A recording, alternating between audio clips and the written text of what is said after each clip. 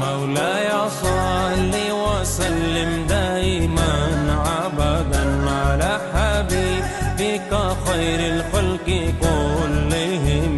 مولاي صل وسلم دائما أبدا على حبيبك خير الخلق كلهم.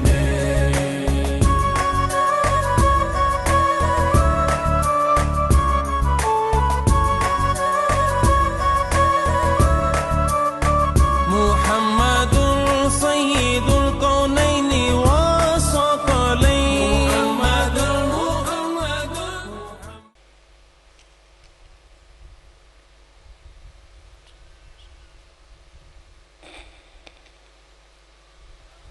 نحمده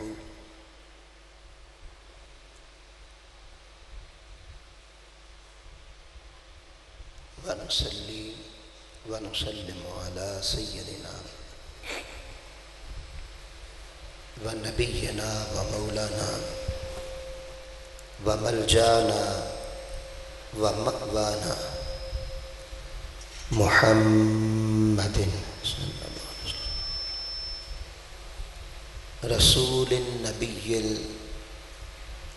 الكريم الأمين المكين الرؤوف الرحيم. أما بعد فأعوذ بالله من الشيطان الرجيم. بسم الله الرحمن الرحيم. يا أيها الذين آمنوا كتب عليكم الصيام كما كتب على الذين من قبلكم لعلكم تتقون.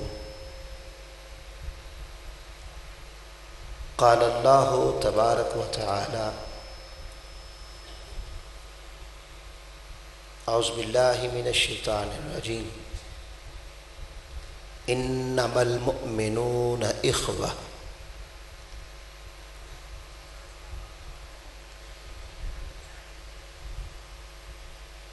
فأصلحوا بين أخويكم واتقوا الله لعلكم ترحمون. صدق اللہ مولانا العظیم.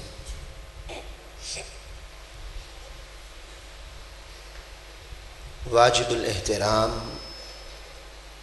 مشائخ اعظام، علماء کرام،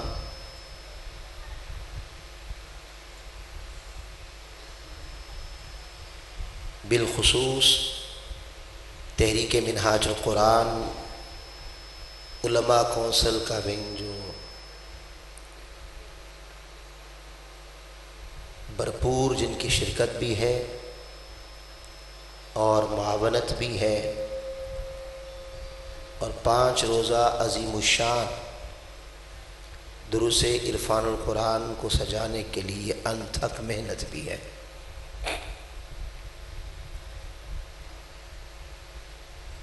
معزز و محترم مہمانان گرامی قدر، قائدین تحریک منہاج القرآن، رفقاء و اراکین و پاکستان عوامی تحریک، اور دور دراز کے علاقوں سے تشریف لائے ہوئے خواتین و حضرات، بحمد اللہ تعالی تحریک منہاج القرآن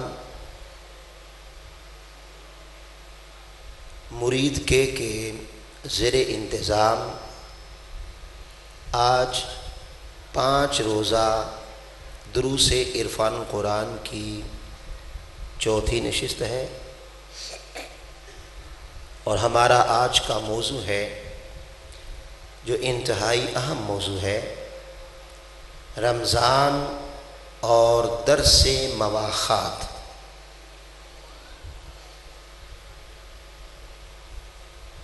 یہ رمضان اور درس مواخات اس وقت امت کی ضرورت ہے کہ اسے مواخات کا درس دیا جائے، سمجھایا جائے. موضوع میں ترتیب میں پہلے رمضان ہے اور درس مواخات وہ بعد میں ہے، لیکن ہم اپنی ترتیب میں پہلے درس مواخات کو لیں گے اور پھر اس کا رمضان کے ساتھ کیا تعلق ہے اور رمضان ہمیں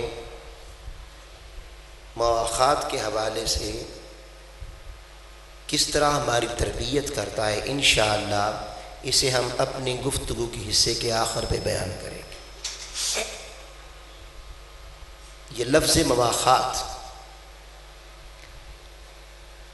آپ اردو میں استعمال کرتے ہیں کہ لفظ بھائی چارہ،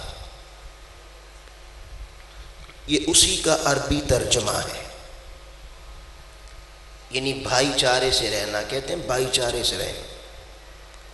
تو اسلام بھائی چارے کا درس دیتا ہے، تو اسی سے ہے مواخات، اور اس کے لیے لفظ ہوتا ہے اخوت استعمال۔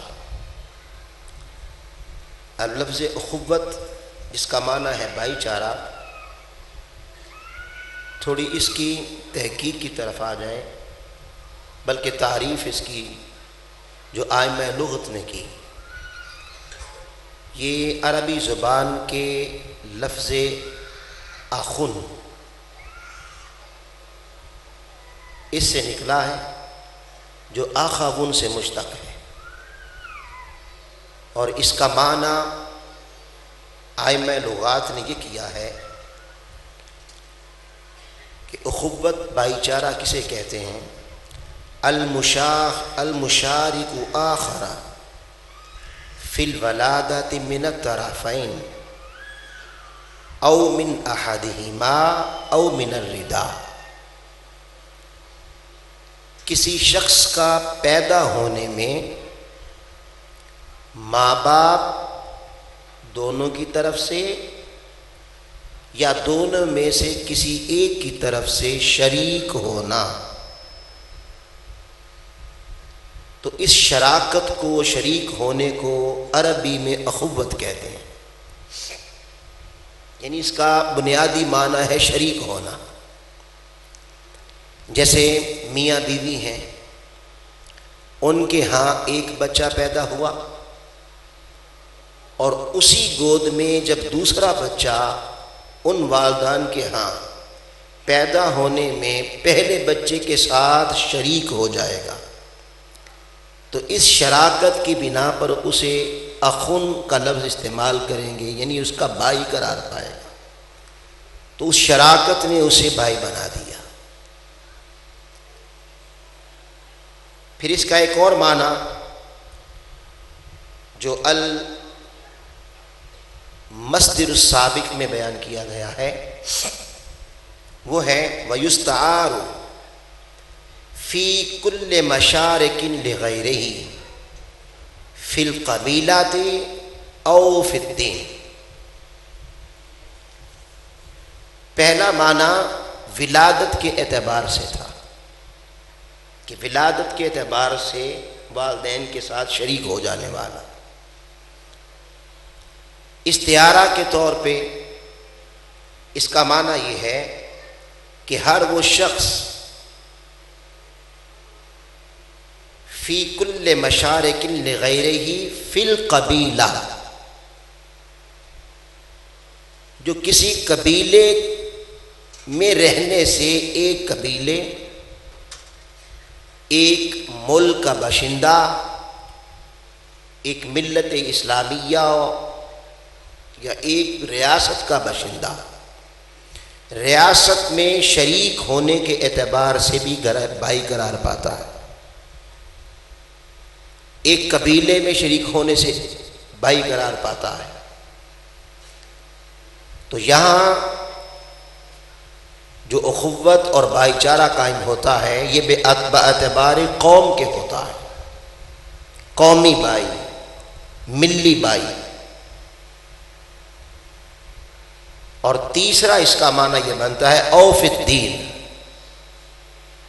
یعنی ایک ملک میں جیسے ہم سارے پاکستانی ہیں تو پاکستانی ہونے کے اعتبار سے ہم آپس میں بھائی بھائی ہیں، قبیلے کے اعتبار سے بھی بھائی بھائی بن جاتا ہے بندہ۔ پھر او فی الدین، ایک دین کو اختیار کر لینے سے جو اس دین میں شریک ہوتا چلا جاتا ہے، یہ شراکت اسے بھائی بنا دیتی ہے۔ تو مذہب اور دین کے اعتبار سے بھی اخوت قرار پاتی ہے اور بھائی چارہ قائم ہوتا ہے۔ تو یوں اخوت تین اعتبارات سے قرار پائی۔ اول ولادت کے اعتبار سے، ایک ماں باپ کا بچہ ہونے کے اعتبار سے، قوم کے اعتبار سے، ایک ریاست، ایک ملک اور ایک قبیلے کا فرد ہونے کے اعتبار سے بھی اخوت قرار پاتی ہے، اور ایک دین کے اعتبار سے، یعنی دین میں داخل ہونے کے اعتبار سے بھی بندہ اخوت قرار پاتی ہے، اور اس شراکت سے وہ ایک دوسرے کے بھائی بن جاتے ہیں۔ اب ان تینوں کی مثال قرآن مجید میں اللہ رب العزت نے دی ہے۔ پہلی مثال ولادت کے اعتبار سے، جب اللہ رب العزت نے حضرت سیدنا موسیٰ علیہ السلام کو فرعون کے ظالمانہ، سامراجی اور استحصالی نظام کے ٹکڑے ٹکڑے کرنے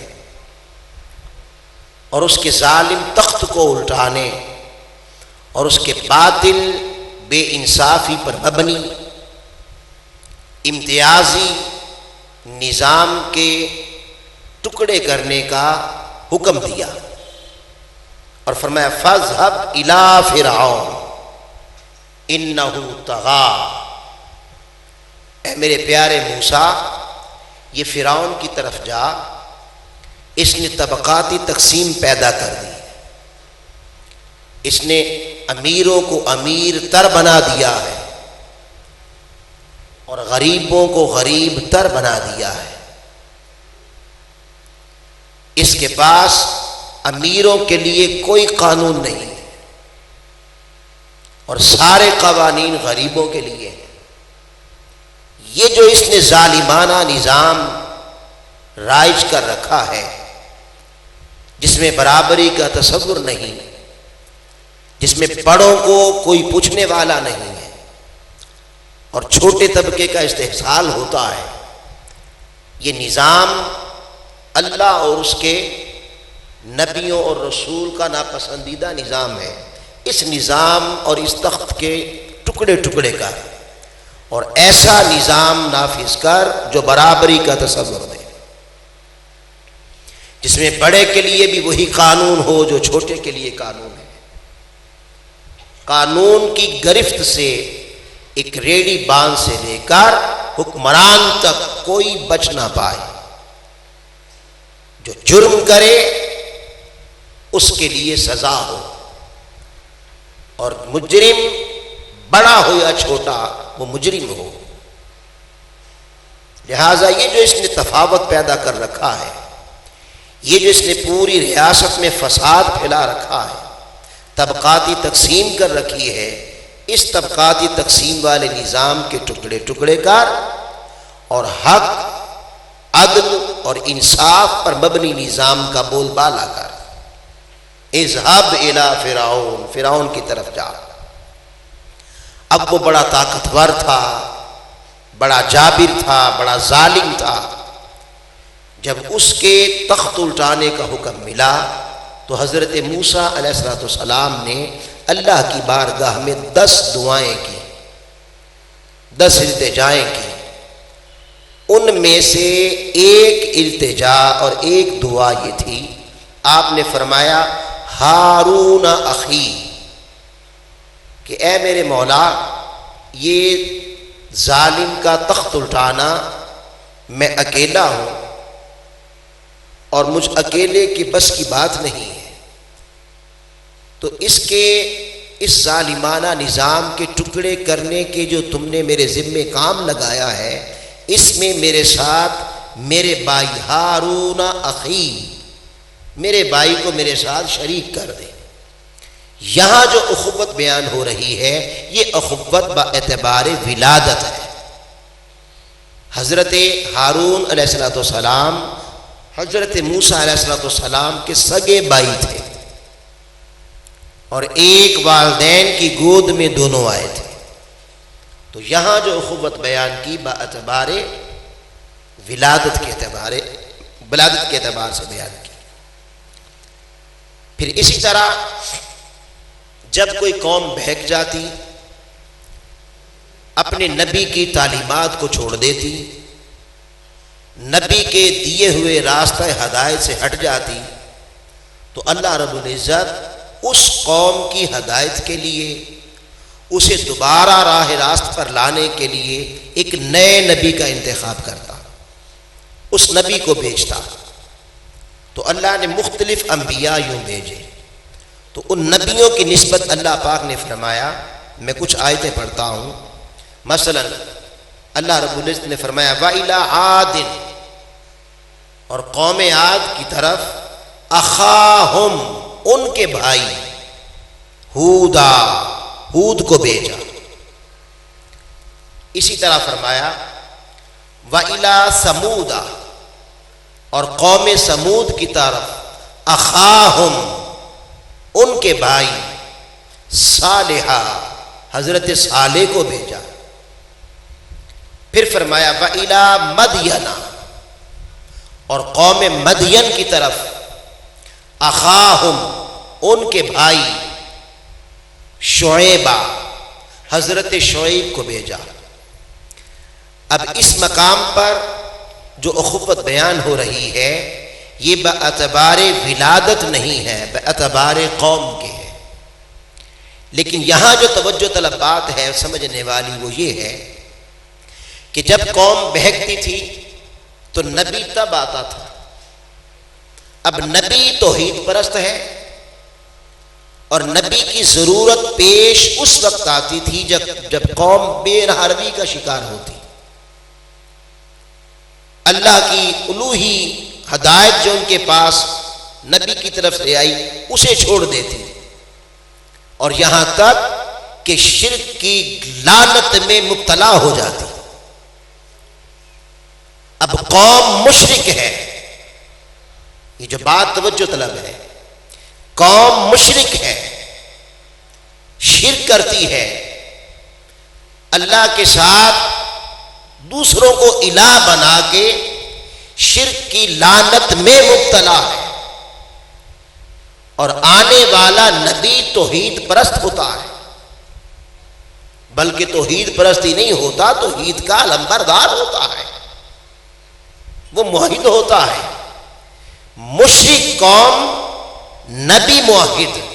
لیکن قرآن نے کہا اخاہم، اس مشرک قوم کا بھائی جو موحد ہے، نبی ہے.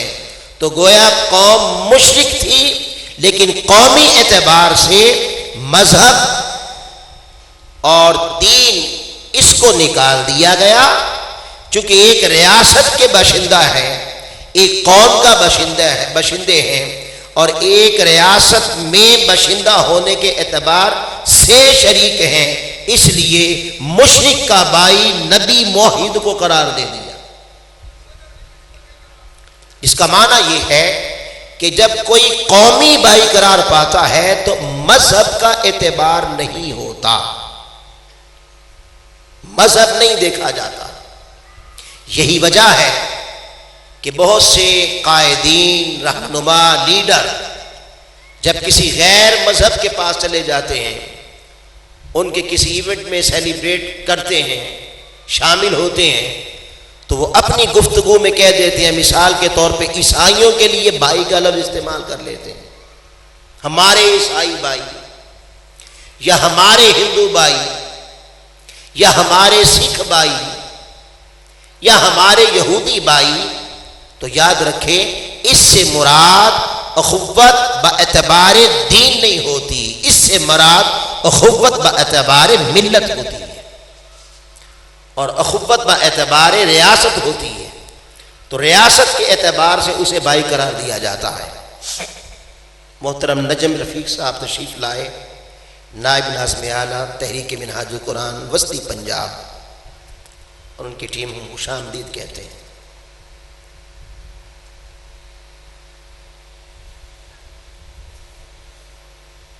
تو میں عرض یہ کر رہا تھا کہ جب اخوت ایک ملت ہونے کے اعتبار سے ہو تو اس وقت مذہب کا اعتبار نہیں ہوتا.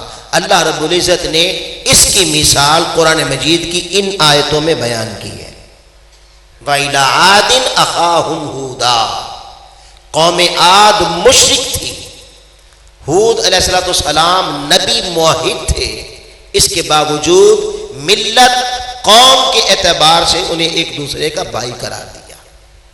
یہ ایک غلطی ہے، اسے درست کرنا چاہیے، اسی پر فساد ہوتے ہیں.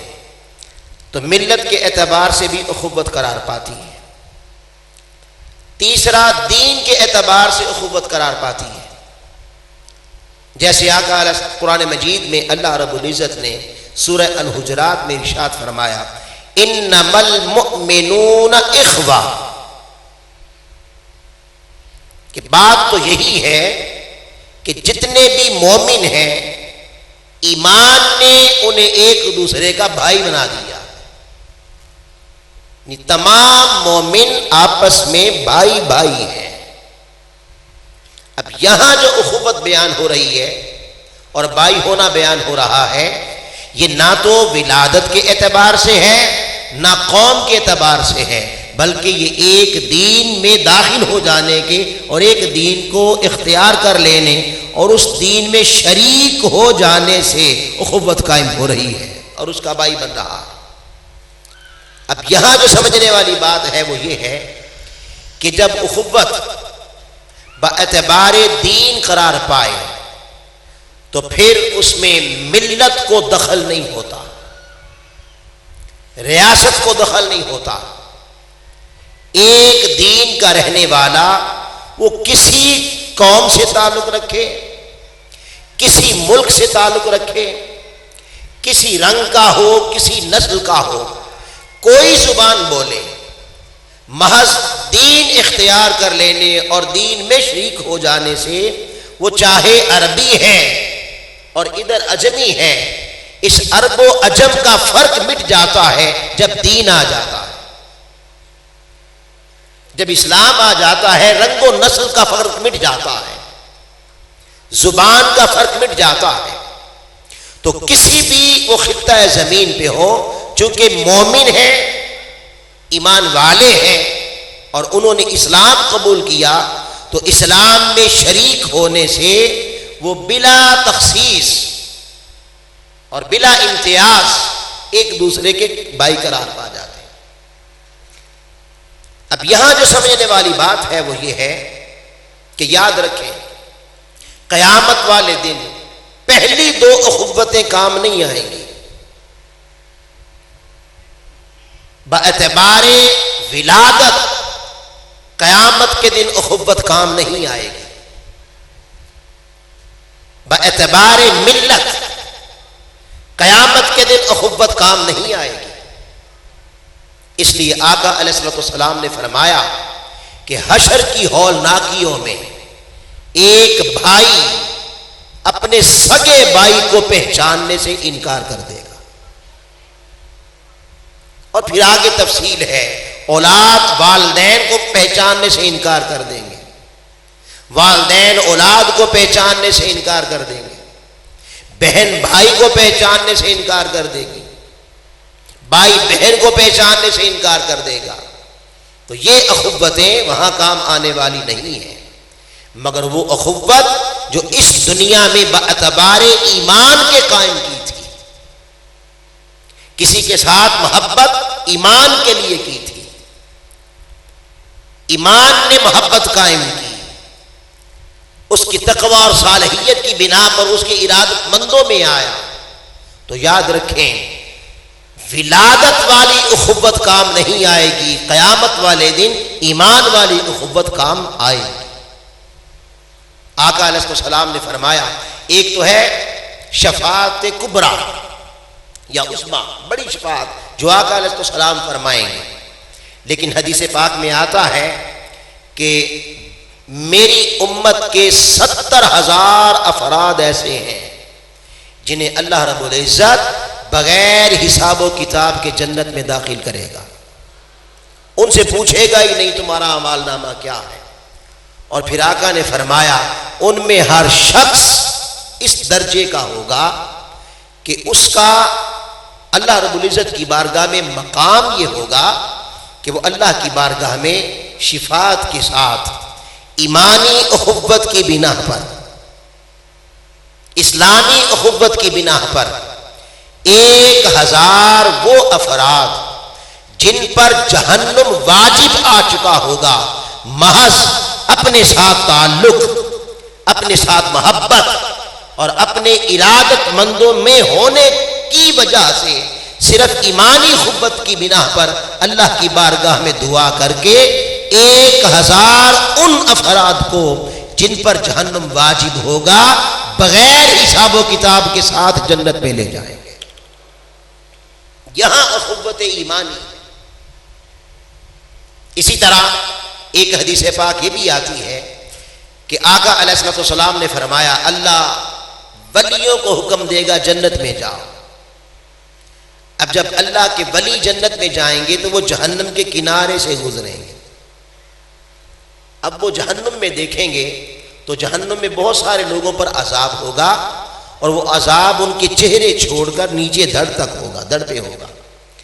جب ولی سامنے سے گزرے گا تو اس کے جاننے والا، اس کے پاس بیٹھنے والا، اس کے ارادت مندوں میں شامل ہونے والا جہنم سے پکار کے کہے گا ارے او جانے والے اللہ کے ولی، مجھے دیکھ، میں باعتبار دین، یہاں بھی دین کی اخوت بیان ہو رہی ہے، یہاں رشتہ نہیں ہوگا، قوم کی بات نہیں ہوگی۔ وہ کہے گا میں تجھ سے محبت کرنے والا تھا، میں تیرے ارادت مندوں میں بیٹھنے والا تھا، مجھے پہچان، اور آج اکیلا نہ جا، مجھے بھی لے کر جا۔ اللہ کا ولی جب دیکھے گا تو اسے یاد آ جائے گا ہاں یہ تو وہی ہے جو میرے لوٹے بھرا کرتا تھا، یہ تو وہی ہے جو میرے جوتے اٹھایا کرتا تھا، یہ تو وہی ہے جو میرے پاس آ کے بیٹھتا تھا، میری محبت کرنے والوں میں تھا۔ تو آقا نے فرمایا اس کے جنت کی طرف اٹھتے ہوئے قدم رک جائیں گے، وہ اس کی التجا پر پلٹے گا اور اللہ کی بارگاہ میں جا کے عرض کرے گا اے میرے مالک، یہ جہنم کے اندر فلاں فلاں مجھے پہچاننے والے میرے ارادت مندوں میں ہیں۔ یہ اخوت ولادت کے اعتبار سے نہیں ہے، یہ اخوت ایمان کے اعتبار سے ہے۔ اللہ پاک کہے گا اچھا جا، پھر جتنے بھی تیرے جاننے والے پہچاننے والے ہیں سب کو نکال کر ساتھ جنت میں لے جا۔ وہ سب کو نکالے گا، جنت میں لے جائے گا۔ پھر آگے تفصیل سے حدیث پاک ہے، یہاں تک کہ حکم ہوگا جس کے سینے میں رائی کے برابر بھی ایمان ہے اسے بھی نکال کر جنت میں لے جا۔ تو اس لیے قیامت والے دن جو اخوت کام آئے گی وہ اخوت ایمانی ہے، ایمان کے اعتبار سے قائم ہونے والی اخوت کو یہاں بھی کام آئے گی انشاءاللہ، اور قیامت میں بھی کام آئے گی۔ اس لیے ہم اس اخوت کا تذکرہ کریں گے۔ اب یہ جو مواخات قائم کی آقا علیہ السلام نے اور اسلام نے، یاد رکھیں یہ محض ایمان میں داخل ہو جانے سے اخوت قائم نہیں ہوتی، بلکہ اس کے کچھ مقاصد ہیں، اس اخوت کے کچھ اغراض ہیں، کوئی معنی ہے۔ میں 3 حدیثیں آپ کے سامنے رکھتا ہوں جس میں آقا علیہ السلام نے مسلمان کا بھائی ہے، اس بھائی ہونے کا معنی کیا ہے اسے بیان فرمایا کہ بھائی کیوں ہے۔ آئیے پہلی حدیث پاک حضرت سیدنا عبداللہ ابن عمر رضی اللہ تعالیٰ عنہ آپ روایت کرتے ہیں ان رسول اللہ صلی اللہ علیہ وآلہ وسلم قال المسلم اخو المسلم۔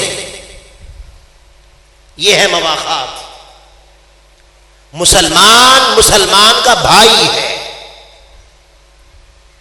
اب کیا بھائی ہے؟ خالی کلمہ پڑا بھائی ہے؟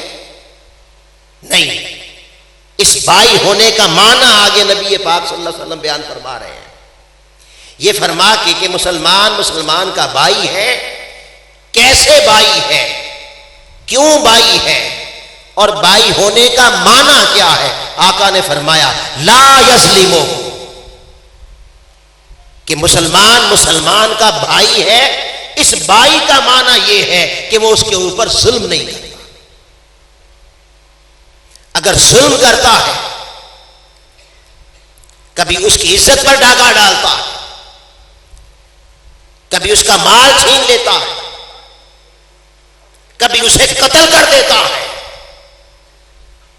تو آقا علیہ السلام نے فرمایا کہ یہ جو میں نے بھائی بنایا ہے اس لیے نہیں بنایا کہ تم قتل کرتے پھرو۔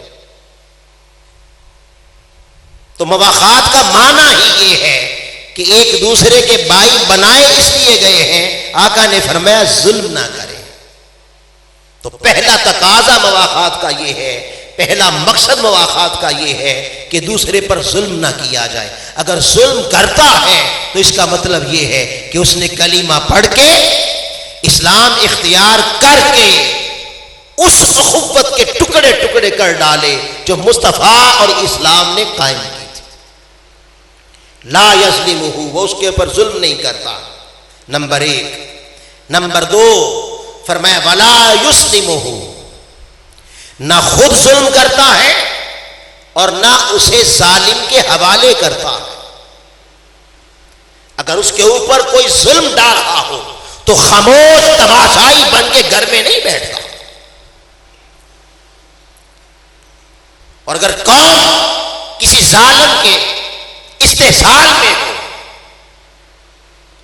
اور ظالم مظلوموں کا خون نچوڑ رہے ہو تو المسلم اخو المسلم کا معنی یہ ہے کہ مسلمان پھر اس ہوتے ہوئے ظلم کو آنکھوں سے نہیں دیکھتا، چونکہ بھائی ہے مظلوم کو ظالم سے چھڑانے کی ہر ممکن کوشش کرتا ہے، اپنی بساط کے مطابق، اپنی طاقت کے مطابق اس کو ظالم سے چھڑانے کی کوشش کرتا ہے۔ اور اگر آنکھوں سے ظلم ہوتا دیکھے، لاشیں گرتے دیکھے اور خون کی ندیاں بہ رہی ہوں اور 14 قتل ہو جائیں اور بے حس ہو کے بیٹھ جائے اور کلمہ پڑھے، نمازیں پڑھے، قرآن پڑھے، تلاوت کرے، سب کچھ کرے، مگر اس مظلوم کو اس کا حق نہ دلائے، تو معنی یہ ہے اس نے کلمے کی لاج نہیں رکھی، اس نے اسلام کے معنی سمجھے نہیں ہیں، اس نے اخوت کے معنی نہیں سمجھے، یہ مواخات کے معنی سے ہی بے خبر ہو گیا۔ تو مواخات کا تقاضا یہ ہے لا یسلمہ، مظلوم کو ظالم کے حوالے نہ کیا جائے، اور اپنی طاقت اپنی بساط کے مطابق جہاں تک ہو سکے مظلوم کی مدد کی جائے۔ یہ مقصد ہے مواخات کے قائم کرنے کا جو آقا علیہ السلام نے قائم کی۔ دو باتیں۔ تیسری بات حضور نے فرمایا مسلمان کا بھائی ہے، اس بھائی ہونے کا معنی کیا ہے؟ وَمَنْ كَانَ فِي حَاجَاتِ أَخِيهِ، کہ جب وہ محتاج ہوتا ہے اور جو اپنے بھائی مسلمان بھائی کی محتاجی کو دور کرتا ہے، تو تیسرا مقصد اخوت کے قائم کرنے کا یہ ہے کہ جب کسی کو محتاج دیکھے تو اپنی بساط کے مطابق اس کی احتیاج کو دور کرے، اس کی محتاجی کو دور کرے، اس کی ضرورت مندی میں اس کی ضرورت کو پورا کرے۔ تو یہ مقصد بیان کیا۔ تیسرا کہ مسلمان کا بھائی ہے، اس پہ خود ظلم نہیں کرتا، ظالم کے حوالے نہیں کرتا، اور محتاج ہو تو اس کی احتیاج کو دور کرتا۔ اب اس مقام پر نبی پاک صلی اللہ علیہ وسلم نے اندازہ کریں کہ فرمایا اخوت کا معنی بیان کرتے ہوئے کہ کوئی محتاج نہ رہے، کوئی محتاج نہ رہے تو احتیاج دور کرے، اس کی ضرورت مندی دور کرے۔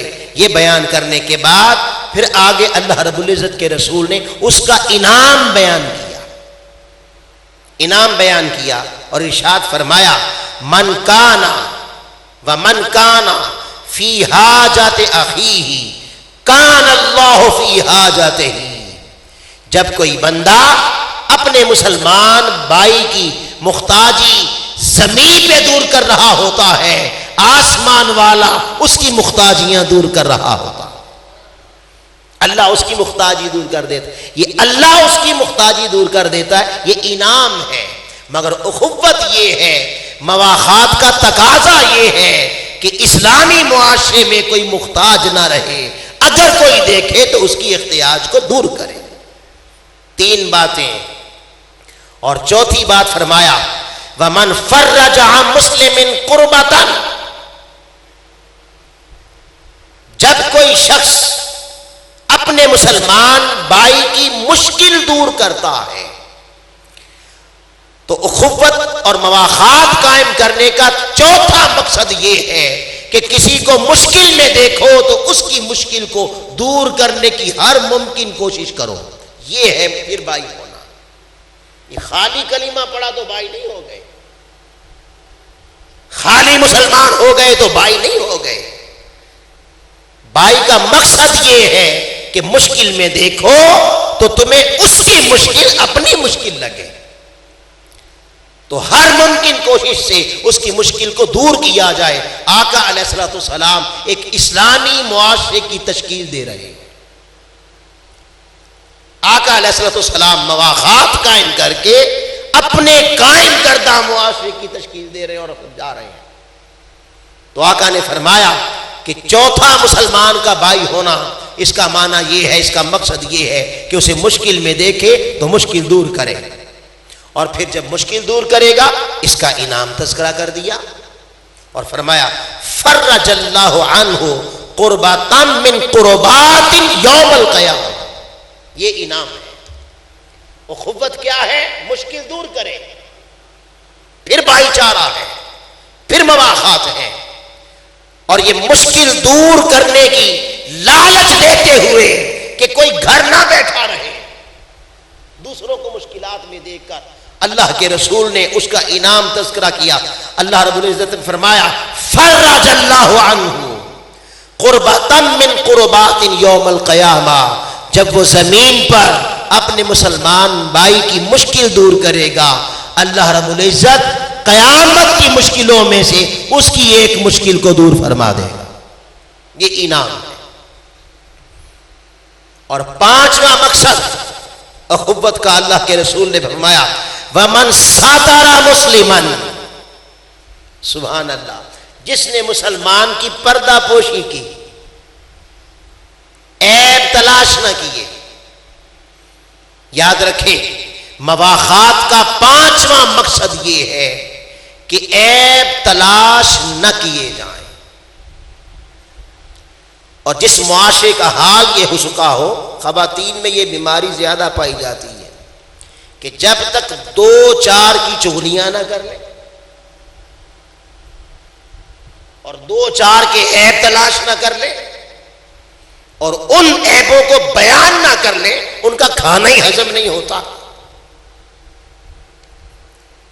جب حالات ایسے ہو جائیں تو یاد رکھیں ہم نے یہ کام کر کے، چغل خوری کر کے، غیبت کر کے، عیبوں کی جستجو کر کے، اس کے پیچھے لگ کے، اس کے عیب تلاش کر کے اس اخوت اسلامی کے ٹکڑے ٹکڑے کر ڈالے جسے مصطفیٰ نے قائم کیا تھا۔ تو مواخات کا پانچواں مقصد یہ ہے، خبردار کوئی مسلمان دوسرے مسلمان کی عیب نہ تلاش کرے۔ آقا علیہ السلام نے فرمایا کہ خبردار دوسروں کے عیب تلاش نہ کرو، اور پھر ساتھ ہی فرمایا کہ خود تلاش نہ کرو، اور اگر تلاش نہ کرنے کے باوجود بھی تم پر کسی کا عیب ظاہر ہو جائے تو آقا نے فرمایا اس پہ پردہ ڈال دو، اسے چھپا دو۔ یاد رکھیں کہ یہ جو عیب تلاش کرنا ہے یہ عبادات کو جلا کے راکھ کر دیتا ہے، اور یہ جو عیبوں پر پردہ ڈالنا ہے یہ اللہ کا دوست بنا دیتا ہے۔ یہ عیبوں کو چھپانا اللہ کا قرب عطا فرما دیتا ہے، اللہ کی دوستی عطا فرما دیتا ہے۔ شب معراج اللہ رب العزت نے اپنے رسول صلی اللہ علیہ وسلم کو ایک تو تحفہ یہ دیا تھا جو آپ جانتے ہیں، نماز۔ نماز معراج کا تحفہ ہے، یاد رکھیے، ایک نماز تحفہ دیا تھا، ایک اور بھی تحفہ دیا تھا۔ وہ تحفہ کیا تھا؟ آقا علیہ السلام نے فرمایا انا خاتم النبیین، میں نبوت کے دروازے بند کرنے والا ہوں، میں خاتم النبیین ہوں۔ کیا معنی؟ لا نبی بعدی۔ خاتم النبیین کا معنی یہ ہے کہ نبوت اختتام پذیر ہو گئی، اب میرے بعد کوئی نبی نہیں آئے گا۔ اب نبی کیوں آتا تھا؟ نبی کی ضرورت پیش کیوں آتی تھی؟ نبی کی ضرورت اس لیے پیش آتی تھی کہ جب قوم پہلے نبی کی تعلیمات کو چھوڑ دیتی، اس کے دیے ہوئے ہدایت کے راستے کو چھوڑ دیتی، الوہی ہدایت جو اس کے پاس آتی تھی اس ہدایت سے ہٹ جاتی، تو اللہ نیا نبی بھیجتا تھا اسے گمراہی سے پھر ہدایت کی طرف لانے کے لیے۔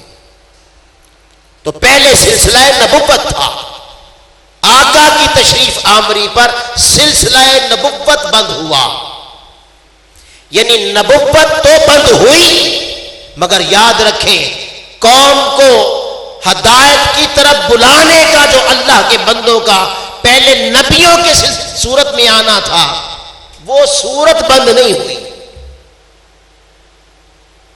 ایک طرف تو آقا نے یہ فرما دیا کہ میرے بعد کوئی نبی نہیں آئے گا، مگر دوسری طرف فرمایا ان اللہ یبعث لہذہ الامہ علی کل رأس مئۃ سنہ من یجدد لہا دینا، کہ اب کوئی نبی نہیں آئے گا، مگر اب جب میری امت بہکا کرے گی اور کلمہ میرا پڑھے گی اور سارے کام یہودیوں کے کرے گی، کلمہ میرا پڑھے گی، اٹھنا بیٹھنا سوچیں کافرانہ ہو جائیں گے، گھر کے ماحول ہندوؤں جیسے ہو جائیں گے، کلمہ میرا پڑھے گی، اتباع رسول چھوڑ دے گی، کلمہ مصطفیٰ کا پڑھے گی، سنت رسول چھوڑ دے گی۔ ان کے پاس میں قرآن ہدایت کے طور پہ دے کے جا رہا ہوں، یہ قرآن کو ثوابی کتاب بنا دیں گے، ہدایت حاصل نہ کریں گے۔ جب ایسی صورت پیدا ہوا کرے گی تو اب آنے والا، پہلے اللہ نبی بھیجتا تھا، اسے علم سے آراستہ کر کے، اسے ہدایت کے نور سے آراستہ کر کے، پہلے نبی آتا تھا، مصطفیٰ نے کہا اب نبی تو نہیں آئے گا، مگر اللہ کے بندے کا ہدایت کے لیے منتخب ہونا، یہ سلسلہ بند نہیں ہوگا، یہ سلسلہ قیامت تک جاری رہے گا۔ اور دوسری حدیث میں حضور نے فرمایا علماء امتی کا انبیاء بنی اسرائیل، کہ میری امت کے علماء نبیوں جیسے ہوں گے، بنی اسرائیل کے انبیاء جیسے ہوں گے۔ کیا معنی؟ کہ پہلے امتیں جب اپنے نبی کی تعلیم کو چھوڑتی تھی، اس کے سسٹم کو چھوڑتی تھی، اس کے نظام کو چھوڑتی تھی، اس کے دیے ہوئے ہدایت اور اتباع کو چھوڑتی تھی، تو پہلے نبی آتا تھا، نبی آتا تھا۔ آقا نے فرمایا اب آنے والا نبی نہیں آئے گا، میرے آنے پر نبوت بند ہو گئی، اب وہ کام جو پہلے بنی اسرائیل کے نبی کرتے تھے، اب یہ کام میری امت کے علماء کریں۔ یہ کام علماء کو سونپ دیا گیا، ہدایت کا کام، ہدایت بہکی ہوئی قوم کو ہدایت کی طرف لانے کا کام میری امت کے علماء سر انجام دیں گے۔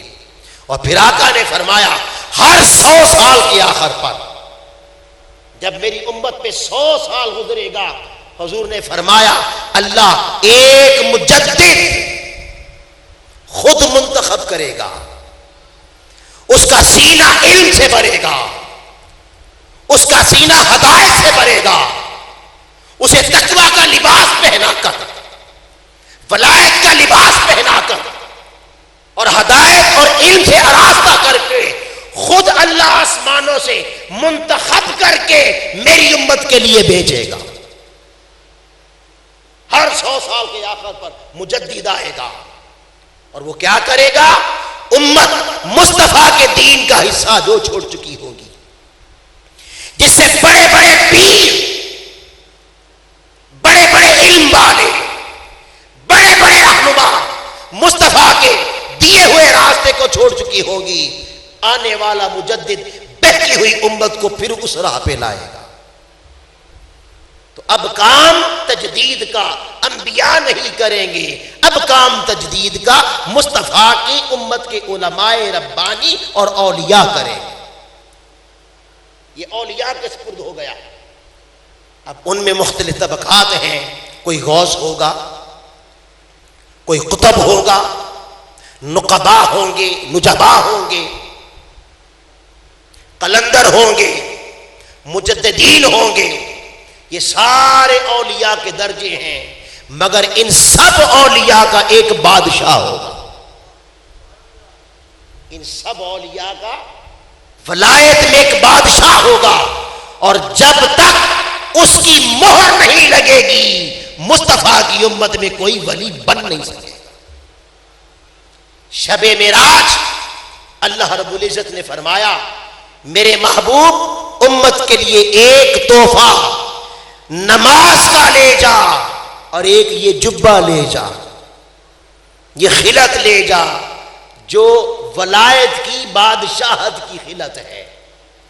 یہ تیری امت میں چونکہ اگر نبی نہیں آئے گا، چونکہ اب ولایت آئے گی، اب ولایت میں جیسے تو نبیوں کا سردار ہے کوئی ولیوں کا سردار بھی ہوگا۔ یہ جبہ لے جا، اور یہ تیرے چاروں یاروں میں سے کسی ایک کے زیب تن ہوگا۔ اور ساتھ ہی اللہ پاک نے فرمایا کہ کس کے زیب تن کرنا ہے، کسے پہنانا ہے؟ امت کی ولایت کی بادشاہت کی خلعت کسے پہنانی ہے؟ اللہ پاک نے فرمایا یہ سوال کرنا، جو خاص یہ جواب دے گا اسے زیب تن کر دینا۔ حضور تشریف لے آئے، آقا نے چاروں یاروں کو بلا لیا، مدعا بیان کر دیا کہ اللہ نے مجھے امت کی ولایت کی بادشاہت کی خلعت عطا کی ہے، اور تم چاروں میں سے کسی ایک کے لیے ہے۔ اب اللہ کے رسول نے پوچھا اے صدیق اکبر آپ بتائیں اگر امت کی ولایت کی بادشاہت کی خلعت آپ کے زیب تن کر دوں تو کیا کریں گے؟ صدیق اکبر نے کہا یا رسول اللہ اگر امت کی ولایت کی بادشاہت کا جبہ مجھے پہنایا جائے تو میں ساری زمین کو صداقت سے بھر دوں گا۔ آقا نے فرمایا صدقتا، آپ نے سچ کہا، ہیں جو صدیق اکبر۔ پوچھا عمر فاروق آپ کو پہناؤں آپ کیا کریں گے؟ عرض کی یا رسول اللہ مجھے پہنایا جائے تو میں ساری زمین کو عدالت سے بھر دوں گا، انصاف سے بھر دوں گا۔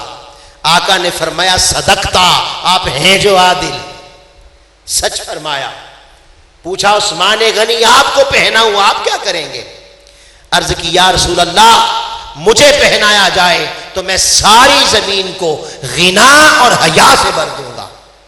آقا نے فرمایا صدقتا، آپ ہیں جو غنی، ہیں جو غنی۔ اب باری آئی علی کی، اب باری آئی علی کی۔ پوچھا اے علی اگر امت کی ولایت کی بادشاہت کی خلعت آپ کے زیب تن کی جائے تو آپ کیا کرو گے؟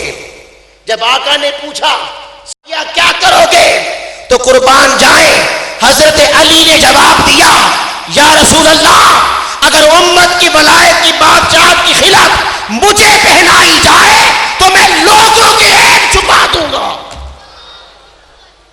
من ساتارا مسلمان، جس نے مسلمان کے عیب چھپائے، یا رسول اللہ عیبوں پہ پردے ڈال دوں گا، کسی کے عیب داری نہیں کروں گا، کسی کے عیب کی کھوج نہیں لگاؤں گا، بلکہ ان پہ پردے ڈالتا چلا جاؤں گا۔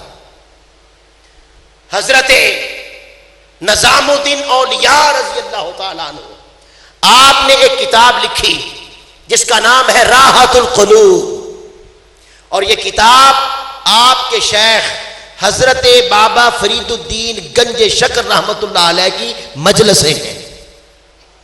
یہ ایسے مرید صادق سے جب جاتے جو بابا صاحب فرماتے لکھتے رہتے تھے۔ فرماتے ہیں ایک مجلس میں گیا تو ولایت کا تذکرہ چھڑا ہوا تھا، ولی کون ہوتا ہے۔ درویشی پر بات چل رہی تھی اور بابا صاحب نے یہ حدیث سنائی، اور جب بابا صاحب یہاں پہنچے کہ حضرت علی نے فرمایا یا رسول اللہ اگر یہ خلعت مجھے پہنائی جائے تو میں لوگوں کے عیب چھپا دوں گا، یہ بات جب آئی تو حضرت بابا فرید الدین گنج شکر رحمت اللہ علیہ کی آنکھوں میں آنسو آ گئے اور تھر تھراتی زبان سے فرماتے ہیں، فرمایا ہم ولایت سجدوں میں تلاش کرتے رہے، آج پتا چلا ولایت خالی سجدوں سے نہیں ملتی، ولایت تو لوگوں کے عیب چھپانے سے ملتی ہے۔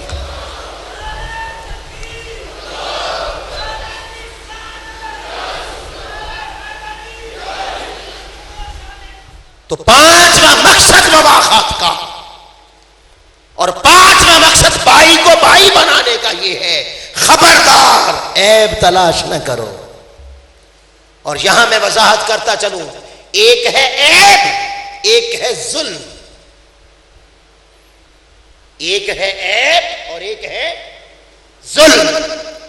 عیب کا تعلق انسان کی اپنی ذات سے ہوتا ہے اور ظلم کا تعلق مظلوم سے ہوتا ہے۔ یاد رکھیں عیب کو چھپانے کا حکم ہے، اور اگر کوئی ظالم بنے تو اس کے ظلم کا پردہ چاک کر کے اسے قوم کے سامنے ننگا کرنے کا حکم ہے تاکہ مظلوم اس کے ظلم سے بچ جائے۔ اس لیے سیدہ عائشہ صدیقہ رضی اللہ تعالیٰ عنہ فرماتی ہیں، خدا کی عزت کی قسم آقا علیہ السلام جب کسی پر ظلم ہوتا دیکھتے تو چہرہ انور سرخ ہو جاتا، چہرہ مبارک سرخ ہو جاتا، اور اس وقت تک چین سے نہ بیٹھتے جب تک ظالم کے ظلم کو روک نہ دیتے اور مظلوم کو ظلم سے آزادی نہ دلا دیتے۔ تو پانچواں مقصد ہے اخوت کا، مواخات کا، کہ پردہ پوشی کی جائے، عیب تلاش نہ کیے جائیں۔ اور پھر اس کا بھی اللہ کے رسول نے آگے اجر بیان کر دیا، انعام بتا دیا، فرمایا من ساتر مسلمن، جس نے مسلمان کی پردہ پوشی کی، ساترہ اللہ یوم القیامہ، یہ ادھر دنیا میں مسلمان کے عیب چھپاتا تھا، قیامت کے دن اللہ رب العزت اس کے عیب چھپا دے گا جو دوسروں کے عیب چھپاتا ہے۔ دوسری حدیث درس مواخات میں اخوت قائم کرنے کے مقاصد میں، اس کے راوی ہیں حضرت ابو ہریرہ رضی اللہ تعالیٰ عنہ، اور یہ حدیث بخاری شریف میں، مسلم شریف میں ہے، پہلی حدیث بھی بخاری شریف میں تھی۔ حضرت ابو ہریرہ رضی اللہ تعالیٰ عنہ فرماتے ہیں، قال رسول اللہ صلی اللہ علیہ وآلہ وسلم، اخوت کیوں قائم کی؟ مسلمان کا بھائی ہے، اس کا معنی کیا ہے؟ صرف کلمہ پڑھ لینے سے بھائی ہو گیا؟ نہیں، فرمایا قال رسول اللہ صلی اللہ علیہ وسلم لا تحاسدوا،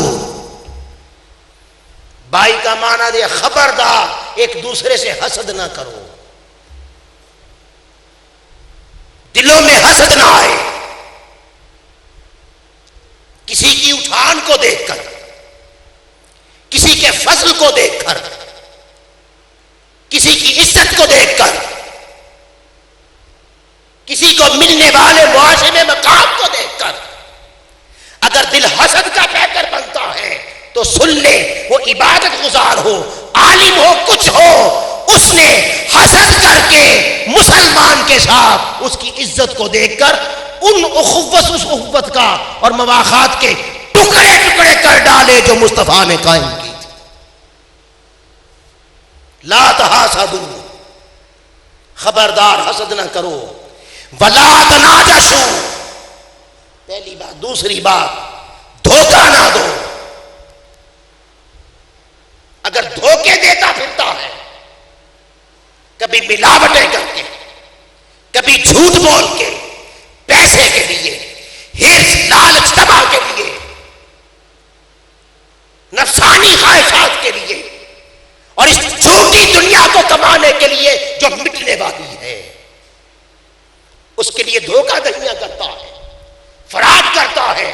اس کا معنی یہ ہے اس نے جو آقا نے فرمایا مسلمان مسلمان کا بھائی ہے، اس اخوت کے ٹکڑے ٹکڑے کر ڈالے. ولا تناجشوا، دھوکہ نہ دو. ولا تباغضوا، بغض نہ رکھو، اناد نہ رکھو، دلوں میں منافقت نہ رکھو. اور جس اسلامی معاشرے کا حال ہو جائے، کیا پیر، کیا علماء، کیا سیاسی لیڈر، اور سب سے بڑھ کر یہ سیاسی لیڈر جنہوں نے قوموں کے درمیان، مصطفیٰ کی امت کے درمیان ایک دوسرے کے لیے نفرت پیدا کر دی ہے، ایک دوسرے کے دلوں سے محبت نکال کے ایسی گندی نفرت بھر دی کہ اس اسلامی معاشرے میں محض اس بنا پر، سیاست کی بنا پر، بیٹا باپ مار دیتا ہے اور باپ بیٹے کو مار دیتا ہے، اور دونوں کلمہ گو ہیں، دونوں مصطفیٰ کے ماننے والے ہیں. ولا تباغضوا، ایک پیر دوسرے پیر کے وجود کو تسلیم نہیں کرتا. اور یہ دست دیے جاتے خبردار فلاں پیر کے پاس نہ جانا. ایک عالم دوسرے عالم کے وجود کا تسلیم نہیں کرتا، اور یہ دست دیے جاتے ہیں خبردار فلاں عالم کے پاس نہ جانا. ارے یہ کام کبھی ائمہ نے بھی کیے تھے، اور ایک جماعت کا کارکن نام اسلام کا لیتا ہے اور دوسری جماعت کے کارکن کے وجود کو تسلیم نہیں کرتا.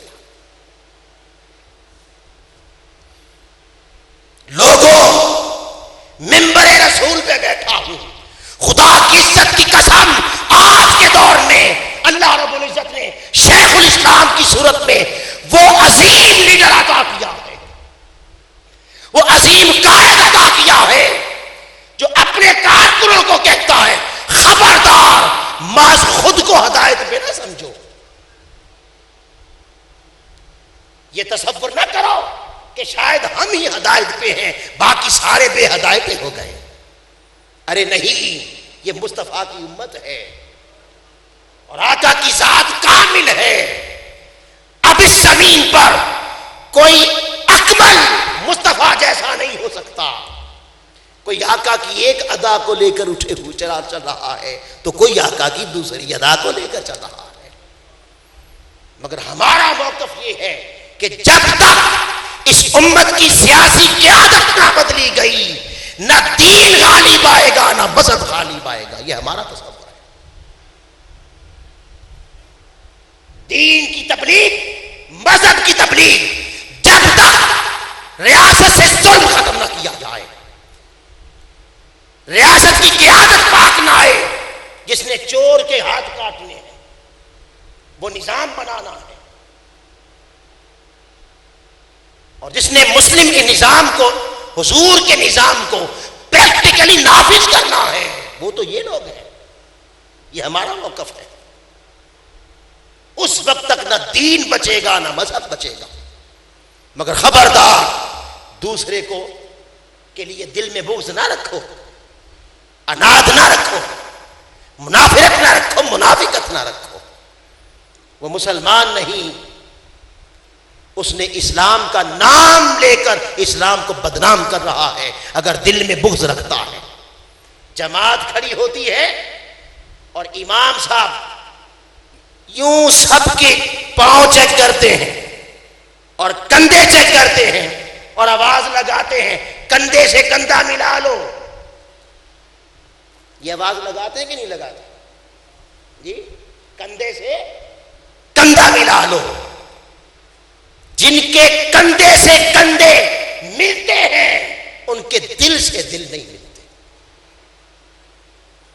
اسلام صرف کندھے ملانے والا دین نہیں ہے، اسلام دلوں کو ملانے والا دین ہے. ایک دوسرے سے نفرت کرتے ہیں، ایک دوسرے کا بغض پالتے ہیں، ایک دوسرے کے اناد پالتے ہیں، ایک دوسرے سے منافقت کرتے ہیں. ہاتھ ملتے ہیں، دل نہیں ملتے. معانقہ کر کے سینے سے سینے ملتے ہیں، مگر جس سے معانقہ کر رہے ہوتے ہیں، جس کے ساتھ سینہ مل رہا ہے، اس کے ساتھ دل نہیں ملتا۔ اور مواخات کا مقصد سینوں کو ملانا خالی نہیں ہے، دلوں کو ملانا ہے۔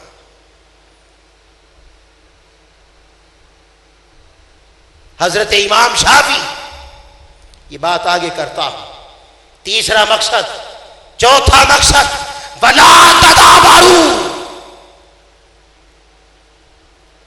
خبردار اپنے مسلمان بھائی کو ظالم کے حوالے کر کے میدان چھوڑ کے بھاگ نہ جاؤ،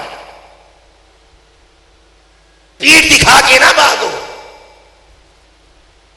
اسی لیے اگر میدان جنگ سے بھاگ جائیں تو اسلام میں اسے گناہ کبیرہ قرار دیا ہے کہ مسلمان پیٹھ دکھا کے نہیں بھاگتا، سینے پہ گولی کھاتا ہے، اپنے مسلمان بھائی کو ظالم کے حوالے نہیں کرتا۔ وَلَا تَدَابَرُوا، پھر فرمایا پانچواں، وَلَا يَبِعْ بَعْضُكُمْ عَلَى بَيْعٍ بَعْضٍ، خبردار جب دو مسلمانوں کا آپس میں سودا ہو رہا ہو تو جب تک وہ سودا اپنے انجام تک نہ پہنچ جائے درمیان میں داخل ہو کے ان کے نفع و نقصان میں خلل نہ ڈالو، یعنی دوسرے کے نفع نقصان کا خیال رکھو۔ یہ باتیں، پانچ باتیں بیان کرنے کے بعد آقا نے کیا فرمایا؟ آقا نے فرمایا وَكُونُوا عِبَادَ اللَّهِ إِخْوَانًا، یہ ہے مواخات۔ اللہ کے بندو بھائی بھائی بنو۔ کیا معنی؟ اللہ کے بندو بھائی بھائی بنو، حسد نہ کرو، بھائی بھائی بنو، دھوکے نہ دو، بھائی بھائی بنو، بغض نہ کرو، بھائی بھائی بنو، پیٹھ دکھا کے اسے ظالم کے حوالے خود اپنی جان بچانے کے لیے بھاگ کے نہ جاؤ، اور بھائی بھائی بنو، ایک دوسرے کو نقصان نہ پہنچاؤ، نفع نقصان کا خیال رکھو۔ پانچ باتیں یہ بیان کر کے پھر آقا نے فرمایا المسلم اخو المسلم، یہ ہے اخوت، یہ ہے مواخات، مسلمان مسلمان کا بھائی ہے، اور اس بھائی کا کیا معنی ہے؟ میں لا یظلمہ، وہ اس پہ ظلم نہیں کرتا، ولا یخذلہ، وہ اسے رسوا نہیں کرتا، اس کی عزت نہیں اچھالتا، ولا یحقرہ، اسے حقیر نہیں جانتا۔ یہ حقارت جاننے کا معنی کیا؟ حقارت کی نگاہ سے دیکھنے کا معنی کیا؟ یعنی اگر کسی کو کوئی حقارت کی نگاہ سے دیکھے تو اس کا ایک معنی یہ ہے خود متکبر ہے۔ مسلمان مسلمان کا بھائی ہے، تکبر کا پیکر نہ بنے، فرعون نہ بنے، اپنے اندر رونت کو پیدا نہ کرے، انانیت کا بت توڑے۔ اور یہ بات کہنے کے بعد آقا نے فرمایا التقویٰ ہا ہونا، اور ہموار راوی کہتے ہیں وَيُشِيرُ إِلَىٰ صَدْرِهِ ثَلَاثَ مَرَّاتٍ، آقا نے 3 مرتبہ یہ لفظ دہرائے اور اپنے سینہ مبارک کی طرف اشارہ کیا، التقویٰ ہا ہونا، التقویٰ ہا ہونا، التقویٰ ہا ہونا۔ یوں لگتا ہے جیسے نبوت جلال میں تھی، یوں لگتا ہے جیسے نبوت جلال میں تھی۔ خبردار حقارت کی نگاہ سے نہ دیکھو، دلوں کو پاک کرو۔ ان 8 باتوں سے پتا چلا کہ اخوت خالی داڑھیوں سے قائم نہیں ہوتی، خالی شکل و صورت کے بدل دینے سے قائم نہیں ہوتی، اور تقویٰ ظاہر کو بدلنے کا نام نہیں ہے، تقویٰ باطن کو بدلنے کا نام ہے۔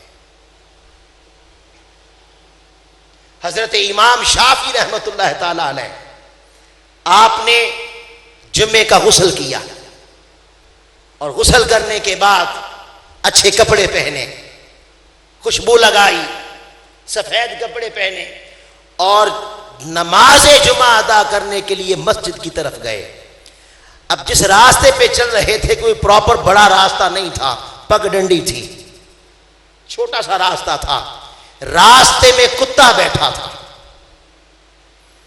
جب کتے کے پاس سے گزرنے لگے تو اپنا دامن یوں پکڑ کے سمیٹ لیا، دامن سمیٹ کے کتے کے پاس سے گزر گئے۔ جب گزر گئے کتے نے پلٹ کے دیکھا، بِإِذْنِ الٰہی کتے کو زبان ملی، کتا بول کے کہتا ہے امام صاحب بڑا دامن بچا کے گزرے ہو، خیر تے ہے بڑا دامن بچایا جی۔ پہلے تو حیران ہوئے بھی کتا باتیں کرتا ہے، پھر فرمانے لگے بھئی نماز پڑھنے جا رہا ہوں اور کپڑے پلید نہ ہو جائیں اس لیے سمیٹا ہے۔ کتے نے کہا امام صاحب فتویٰ شریعت کا یہ ہے، اگر میں گیلا ہوتا اور میرے جسم سے آپ کا کپڑا لگ کے میرے جسم کے پانی سے گیلا ہو جاتا یا میرا لعاب آپ کے کپڑے کو لگتا تو پھر پلید ہوتا، تو چلو ہو جاتا۔ اللہ نے پانی دے رکھا ہے، اللہ نے صابن دے رکھا ہے، جا کے دھو لیتے۔ امام صاحب یہ کپڑے بڑے بچاتے ہیں کہ کپڑے پلید نہ ہو جائیں، یہ جو اندر دل پلید ہے اسے پاک کون کرے گا؟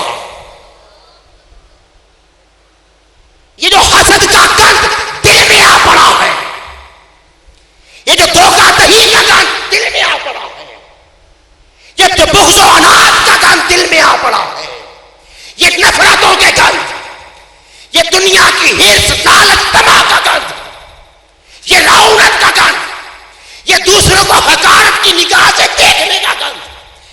میرا عہدہ بڑا ہو گیا، میں فلاں بن گیا، میں پریزیڈنٹ ہوں، میں وزیر اعظم ہوں، نچلی سطح پہ آ جائیں، میں تحریک کا فلاں ہوں، دوسرا میرے ساتھ بات کیوں کرے؟ یہ جو اندر رونق آ گئی ہے، یہ جو اندر گند آ گیا ہے، اسے کون صاف کرے گا؟ اس لیے آقا نے فرمایا اللہ کے بندو بائی بائی بنا دلوں کو صاف کرو، دل پاک کرو۔ خالی چہرے سجا لینے سے تقویٰ نہیں آتا، خالی لباس بدل لینے سے تقویٰ نہیں آتا۔ اس لیے صوفیہ کہتے بھارو دھومے لتاں گوڈے، بھارو دھومے لتاں گوڈے، تے تیرے اندر رہی پلیدی دنیا دارا رب نال بھی 400 بھی کی تھی۔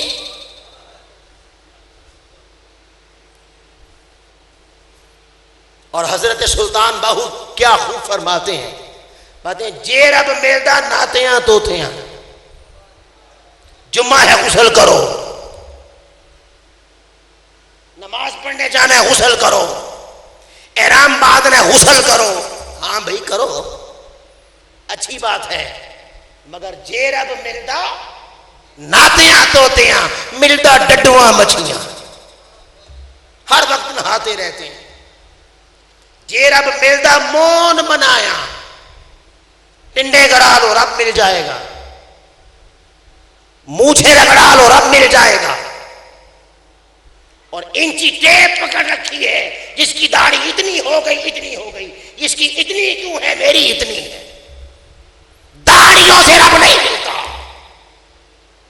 مصطفیٰ کی سنت ہے نہیں چاہیے، مگر اس سے رب نہیں ملتا۔ قربان جائیں، جے رب ملدا مون منایا، ملدا پیٹاں بکریاں، ان کی بڑی اترتی ہے نا، انہیں مل جاتا۔ پھر کہتے ہیں جے رب ملدا جتیاں ستیاں، ملدا دادا کھسیاں۔ چلے کاٹو، سال کا چلا، نہ بیوی کا خیال نہ بچے کا خیال، جنگلوں میں چلے گئے، رب مل جائے۔ وہ کہتے ہیں جے رب ملدا مون منا، جے رب ملدا جتیاں ستیاں، پھر ملدا دادا، وہ ڈنگر نہیں ہوتا بیل، اسے کہتے ہیں ملدا دادا کھسیاں۔ ہائے ہائے، اور بات ختم کر دیے کہہ کر حضرت باہو رب اونا نو ملدا جنہ دیاں نیتاں اچھا۔ اگر دل حسد کا پیکر بن جائے تو تقریریں کسی کام کی نہیں ہے. اور یہاں میں عرض کرتا چلوں 4 چیزیں جو آقا نے فرمایا بائی بائی بنو ولا یحقرہ، حقارت کی نگاہ سے نہ دیکھو. حقارت کی نگاہ سے دیکھنا گویا تکبر کرنا ہے. تکبر کب آتا ہے؟ 4 چیزوں سے تکبر آتا ہے. پیسہ آ جائے تکبر آتا ہے، غریبوں کو حقارت کی نگاہ سے دیکھتا ہے. بڑا عہدہ مل جائے تکبر آتا ہے، چھوٹوں کو حقارت کی نگاہ سے دیکھتا ہے. اور سنیے، سجدوں کی توفیق مل جائے، تہجد کی توفیق مل جائے، پنجگانہ نماز کی توفیق مل جائے،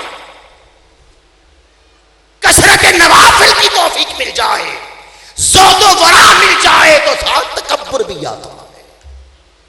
بہت بڑا زاہد تھا شیطان، بہت بڑا عابد تھا، تکبر نے مروا ڈالا. تکبر آتا ہے. اور جب خود تہجد پڑھتا ہے، نماز پڑھتا ہے، تو جو نہیں پڑھتے انہیں گھور گھور کے دیکھتا ہے اور موازنے کرتا ہے. میں نے 5 پڑھی، میں بہتر، اس نے 1 نہیں پڑھی، یہ جہنمی، پیچھے اسٹیشن ہی کوئی نہیں ہے. ارے خدا کی عزت کی قسم سن لو، اس کی رحمت کی نہ کوئی حد ہے نہ حساب. ارے اس کی رحمت کا سمندر اگر تلاطم میں آ جائے تو خدا کی قسم کوئی طوائفہ ساری زندگی بے حیائی کی زندگی گزار دے اور ایک کتے کے بچے کے منہ میں چند بوندے پانی کی ڈال دے تو اس کی رحمت کا سمندر جوش میں آ کے کہتا ہے جا میں نے تیرے سارے گناہ معاف کر، جا میں نے تجھے جنت عطا کر دی. تم حقارت کی نگاہ سے دیکھتے ہو. ارے اس کی رحمت کا سمندر جوش میں آ جائے تو کوئی ساری زندگی بے روی کا شکار رہے اور 100 قتل کر ڈالے اور پھر اس کو پکارے، پھر اس کو پکارے مولا معاف کر دے تو وہ 100 قتل نہیں دیکھتا، وہ اس کو بھی معاف کر دیتا ہے. تکبر کیسا ہے؟ اور یہ بھی سن لے، کوئی 200 سال غار میں بیٹھ کر بے ریا دکھاوے کے بغیر اللہ کی رضا کی خاطر بے شک ہو 200 سال عبادت کرے، پرواہ نہ کرے، اللہ الصمد بے نیاز ہے، چاہے تو اٹھا کے جہنم میں پھینک دے. تو التقویٰ ہا ہونا، التقویٰ ہا ہونا، التقویٰ ہا ہونا. دلوں کو بدلو. مفاخات کا مقصد خالی کلمہ پڑھ کے صورتیں بدلنا نہیں ہے. مفاخات کا مقصد یہ ہے حسد نہ آئے، دھوکہ دہی چھوڑ دو، بغض و عناد چھوڑ دو. دوسروں کو مشکل میں دیکھو تو ان سمجھو کہ مشکل مجھ پہ آ پڑی ہے، مجھ پہ آ پڑی ہے. اور خدا کی عزت کی قسم جو ایسے لوگ زندہ ہیں انہیں قوم کا حال دیکھ کے نیند نہیں آتی. قوم کو مشکلات میں دیکھ کر انہیں نیند نہیں آتی جنہیں اللہ نے درس مواخات کا حصہ عطا فرمایا ہے. پھر آقا نے فرمایا بحسب امرئ من الشر ان یحقر اخاہ المسلم. کسی کی برائی اس کے چہرے سے نہیں پتا چلتا، اس کی نماز اور سجدوں سے پتا نہیں چلتا،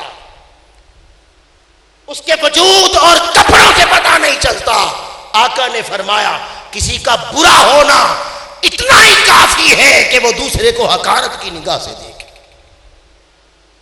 اور مواخات کا پہلا درس یہ ہے خبردار سجدے بھی کر، تہجد بھی پڑھ، نوافل بھی پڑھ، کثرت تلاوت قرآن کر، ہر وقت بندگی کا پیکر بنا رہے اور پھر آخر پہ کہے حق تو یہ ہے کہ حق ادا نہ ہوا. خود اپنے آپ کو دیکھ.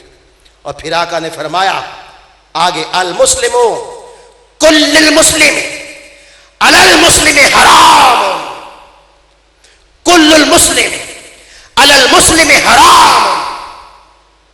ہر مسلمان پر دوسرے مسلمان کا حرام ہے کیا؟ دمو ہو، اس کی جان،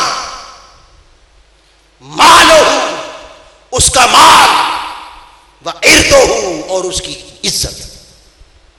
اگر قتل کرتا ہے اور پھر بھائی ہے، پھر مسلم ہے، تو یاد رکھیں اس نے درس مواخات نہ لیا، مصطفیٰ کی قائم کردہ مواخات کے ٹکڑے ٹکڑے کر ڈالے۔ اور تیسری حدیث حضرت انس بن مالک رضی اللہ تعالیٰ عنہ، آقا درس مواخات دیتے ہوئے فرماتے ہیں قال رسول اللہ صلی اللہ علیہ وسلم انصر اخاک، یہ ہے درس مواخات۔ مواخات قائم کرنے کا مقصد یہ ہے مدد کرو۔ انصر اخاک، اپنے بھائی کی مدد کرو، کس حالت میں؟ ظالمن، جب وہ ظالم ہو، او مظلومن، جب وہ مظلوم ہو۔ ظلم کر رہا ہو تب بھی مدد کرو، ظلم ہو رہا ہو اس پر تب بھی مدد کرو۔ جب آقا نے یہ فرمایا فقال رجل، ایک شخص کھڑا ہوا، عرض کی یا رسول اللہ انصر اذا کان مظلوما، میں مظلوم کی مدد کروں۔ آقا یہ بات سمجھ میں آ گئی، مظلوم ہے، مدد کی ضرورت ہے، تو مظلوم کی مدد کروں، یہ سمجھ میں آ گیا۔ افرائیت اذا کان ظالما کیف انصرہ، یا رسول اللہ یہ جو آپ نے کہا کہ ظالم کی مدد کرو، تو میں ظالم کی مدد کیسے کروں؟ یہ ظالم کی مدد کا معنی کیا ہے؟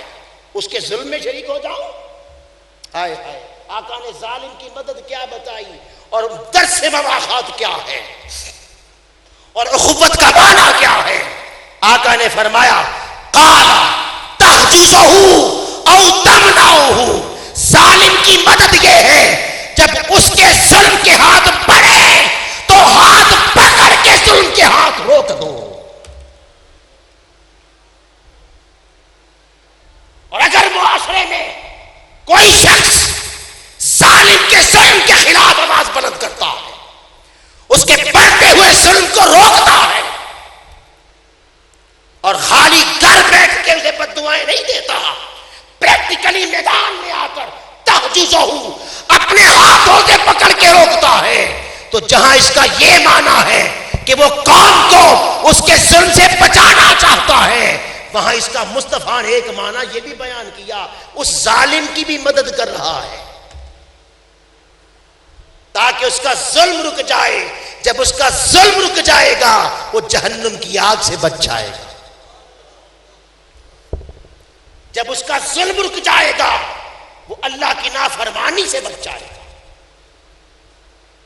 یہ معاشرے میں تحریک منہاج القرآن وقت کے ظالموں کے خلاف آواز لے کر جو اٹھی ہے، اس کا ایک معنی مظلوم کی مدد کرنا ہے، تو دوسرا معنی اس ظالم کی بھی مدد کرنا ہے تاکہ وہ ظلم سے باز آ جائے، اور جب ظلم سے باز آئے گا تو اللہ رب العزت اسے جہنم سے آزادی دے دے گا، اور قیامت کے دن دنیا و آخرت کی ذلت اور خواریوں سے بچ جائے گا۔ اور پھر آقا نے فرمایا من الظلم، ظلم کے ساتھ اس کے ہاتھ روکو، ہاتھوں کے ساتھ یا اپنی زبان کے ساتھ کہو، اور یہ جو ظالم کا ساتھ دیتا ہے ظلم میں، وہ اس کا بھی دشمن ہے، اپنا بھی دشمن ہے۔ وہ اس کا بھی دشمن ہے کہ اس کے ظلم کا سپورٹ کرتا ہے، اور اپنا دشمن ایسے ہے کہ کلمہ پڑھ کے مصطفیٰ کی قائم کردہ مواخات کے ٹکڑے ٹکڑے کر رہا۔ آقا نے فرمایا ذالک نصرہ، اور یہ اس کے ظلم کو روکنا، یہ اس کی مدد کرنا ہے۔ اب آئیے ان مواخات کا تعلق رمضان سے کیا ہے؟ مواخات سمجھ آئی کچھ؟ پاکستانی معاشرے کو بالخصوص اور بالعموم پوری دنیا کے مسلمانوں کو آج درس مواخات کی ضرورت ہے۔ ہر بندہ حرص کا بندہ بن گیا، ہر بندہ اپنے نفس کا بندہ بن گیا، ہر بندے کو اپنا گھر نظر دوسرے کا گھر نظر نہیں آتا. اپنی عزت کا خیال ہے, کسی کسان کی بیٹی کی عزت کا خیال نہیں ہے. اپنی عزت کا خیال ہے, گجرات کے مظلوم کی 20 سالہ بیٹی کی عزت کا خیال نہیں ہے. اپنی عزت کا خیال ہے, اپنے گھر کا خیال ہے, اپنی جان کا خیال ہے. اور ماڈل ٹاؤن کے 14 غریبوں کے لاشیں اٹھ گئے, ان کا کوئی خیال نہیں, پھر بھی مسلمان ہے.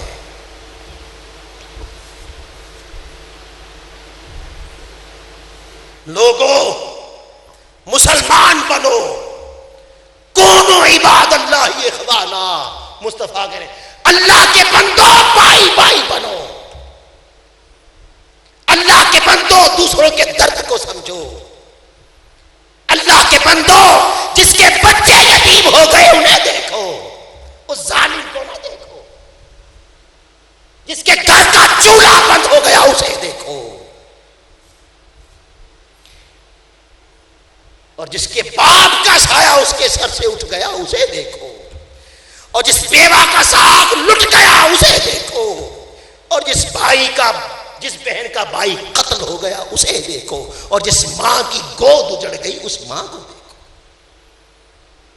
اور اگر اسی بے حسی کے عالم میں چلتے رہے اور معاشرہ اسی بے حسی کے عالم میں آگے بڑھتا رہا تو یاد رکھو, اگر آج آگ دوسرے کے گھر میں لگی ہے کل تیرے گھر میں بھی لگے گی.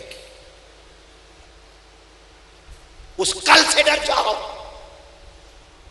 اس آنے والے وقت سے ڈر جاؤ, آج زندہ ہو جاؤ اور آقا کی تعلیمات پر عمل کر لو, اللہ تمہیں عزت دے گا. اب اس کا تعلق رمضان سے کیا ہے؟ نبی پاک آپ نے جتنا درس سنا, جتنی باتیں کی, ان سارے درس مواخات کا بنیاد کیا ہے؟ احساس. بنیاد کیا ہے؟ دوسرے کا احساس, دوسرے کے ساتھ ہمدردی, دوسرے کی مشکل کو اپنی مشکل سمجھنا. یہ احساس تھا. آقا علیہ السلام نے مدینہ طیبہ میں جو مواخات قائم کی, ان کا پہلا تعلق رمضان سے تو یوں جڑتا ہے, وہ 1 سن ہجری تھا اور مہینہ رمضان کا تھا.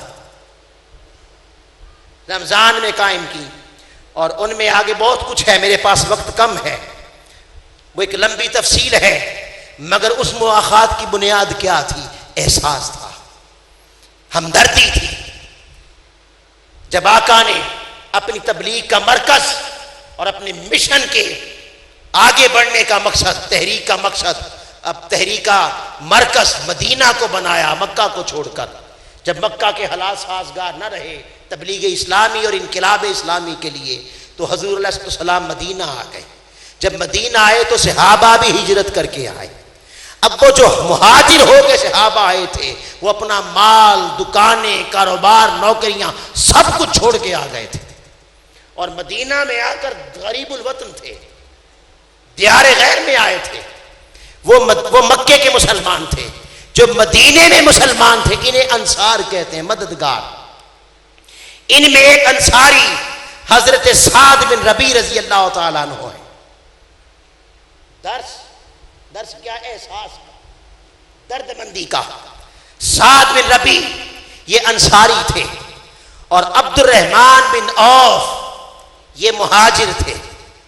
سعد بن ربیع رضی اللہ تعالیٰ عنہ عبد الرحمن بن عوف رضی اللہ تعالیٰ عنہ کے پاس آئے اور آ کے عرض کرتے ہیں, اے عبد الرحمن, چونکہ آپ سب کچھ چھوڑ آئے نا, اب آپ کے پاس نہ نوکری ہے نہ کاروبار ہے, بچے کیسے پلیں گے, کیا ہوگا؟ تو آپ نے پیشکش کی, قربان جائیں.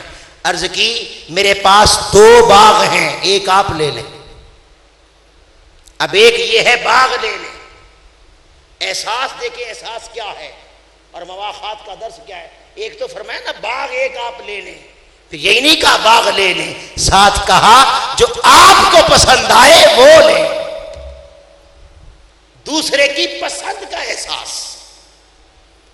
2 دکانیں ہیں, ایک دکان آپ لے لیں. اور پھر فرمایا کہ دکان بھی وہ لیں جو آپ کو پسند آئے. یہ دکان اور مال کی بات تھی. پھر فرماتے ہیں میرے پاس 2 بیویاں ہیں. 2 بیویاں ہیں. فرمایا ایک آپ لے لیں اور وہ لے لیں جو آپ کو پسند آ جائے. تو درس مواخات اس احساس کو جنم دیتا ہے کہ دوسرے مسلمان بھائی کے جذبات کا بھی خیال رکھا جائے, اس کی پسند کا بھی خیال رکھا جائے اور اس کی درد مندی کا بھی خیال رکھا جائے. پھر رمضان کے 3 اشرے ہیں. پہلا اشرہ رحمت, یہی بات ہے. اور جب اشرہ رحمت شروع ہو جائے تو کیا کہتے ہیں بھئی دعا مانگو, یا حیو یا قیوم برحمتک استغیث. اس کی تسمیہ کرو کہ اے مولا مجھے اپنی رحمت دے دے. ایک معنی یہی ہے کہ اللہ سے رحمت مانگو. درس مواخات رمضان میں یہ ہے کہ بندے خود اللہ سے رحمت مانگ مگر معاشرے میں خود رحمت کا پیکر بن جا. آقا نے فرمایا ارحموا من فی الارض, جس نے اہل زمین پہ رحم کیا. ارحموا من فی الارض, جس نے اہل زمین پہ رحم کیا. یرحمکم من فی السماء, آسمان والا اس پہ رحمت کرے گا. تو اشرہ رحمت کا معنی ایک یہ ہے اللہ سے رحمت مانگو, اور دوسرا یہ ہے اہل زمین کے لیے سراپا رحمت بن جاؤ. سراپا رحمت بن جاؤ. دوسرا اشرہ مغفرت کا ہے. اس کا معنی کیا ہے؟ اللہ سے معافی مانگو. اور آپ کہتے ہیں اللہم انک عفو تحب العفو فاعف عنا یا غفور یا غفور یا غفور. یہ تسبیح کرو, اللہ سے معافی مانگو. ایک معنی یہی ہے اللہ سے معافی مانگو. دوسرا معنی مغفرت کا یہ ہے کہ جس پہ ظلم کیا اس سے معافی مانگ. جسے حقیر جانا اس سے معافی مانگ. جیسے اللہ کے حقوق تلف کیے تھے تو اللہ سے معافی مانگ رہا تھا, اسی طرح حقوق العباد بھی ہے, بندوں کے حقوق بھی ہیں. جو بندوں کے حقوق تلف کیے ہیں تو ان سے معافی مانگ. کسی کا مال چرایا ہے تو اس سے معافی مانگ. کسی کی عزت پہ ڈاکہ ڈالا ہے تو اس سے معافی مانگ. اور کسی کو حقارت کی نگاہ سے دیکھا ہے تو اس سے معافی مانگ. اور پھر تیسرا اشرہ جہنم سے آزادی کا اشرہ ہے. ایک معنی یہ ہے اللہ سے دعا کرو اللہم اجرنا من النار, اے اللہ مجھے جہنم سے آزادی دے دے, جہنم سے آزادی دے. ایک یہ تسبیح کرو. ایک معنی یہ ہے. اور دوسرا معنی یہ ہے انصر اخاک ظالما, جو ظلم کر کے جہنم کی طرف جا رہا ہے اس کے ظلم کو روک کر اسے جہنم سے بچا, اسے جہنم سے آزادی دے. اس لیے آقا نے فرمایا الصوم جنہ وَإِذَا كَانَ صَوْمُ أَحَدُكُمْ فَلَا يَرْفُثْ يَسْخَطْ. روزہ ڈھال ہے. جب تم میں سے کسی کا روزہ ہو کسی کے ساتھ دل لگی نہ کرے, فضول باتیں نہ کرے اور شور و غل نہ کرے, بے حیائی کے کام نہ کرے. یہ کہنے کے بعد فرمایا وَإِنْ صَابَّهُ أَحَدٌ أَوْ خَاطِرَهُ, اگر اسے کوئی گالی دے یا اس سے کوئی جھگڑا کرے فَلْيَقُلْ إِنِّي صَائِمٌ, وہ گالی کا جواب گالی سے نہ دے, وہ جھگڑے کا جواب جھگڑے سے نہ دے, بلکہ آگے سے یوں کہہ دے میں تو روزے سے ہوں, میں نے روزہ رکھا. کیا معنی؟ جب اس نے گالی دی آپ نے گالی نہ دی تو گالی جہنم میں لے جانے کا عمل تھا. جب آپ رک گئے وہ اگلی گالی سے رک کے اپنے عمل سے جہنم سے رک جائے.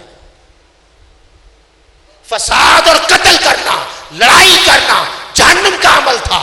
اس نے جھگڑا کیا آپ خاموش ہو گئے. اس نے جھگڑا کیا آپ نے جھگڑا نہ کیا, خاموش ہو گئے.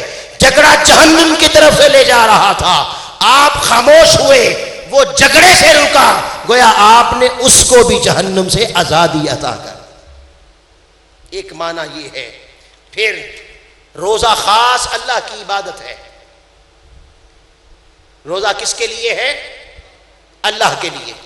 اب فرمایا جو بیمار ہے، مسافر ہے، یا وَعَلَى الَّذِينَ يُطِيقُونَ فِدْيَةٌ طَعَامُ مِسْكِينٍ، جو روزہ رکھ ہی نہیں سکتا، بیمار نہ رکھے، مسافر نہ رکھے، جس کے پاس طاقت نہیں وہ نہ رکھے. جب روزہ نہ رکھا تو حق کس کا تھا؟ بھئی اللہ کا تھا نا. تو حق کس کا مرا؟ اللہ کا.